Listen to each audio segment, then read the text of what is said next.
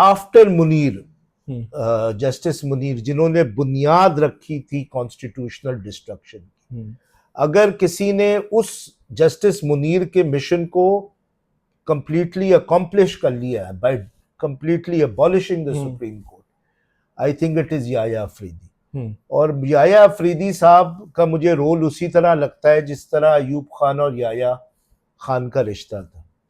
جو پاکستان کے ڈسٹرکشن کی بنیاد رکھی، یعنی پاکستان کے توڑنے کی بنیاد رکھی، وہ رکھی تو تھی ایوب خان نے اپنی ڈکٹیٹرشپ کے تھرو، جس سے ناانصافیاں پیدا ہوئیں اس پاکستان میں ہماری بنگالی بھائیوں اور بہنوں میں.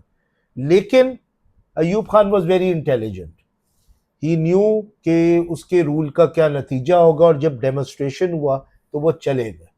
تو الٹیمیٹلی جو جس کے کھاتے میں وہ ڈسٹرکشن آئی وہ یحییٰ خان تھا. اسی طرح یہ 27ویں amendment and demolishment of the supreme court کی جو بنیاد رکھی ہے تو قاضی فائز عیسیٰ نے رکھی جی.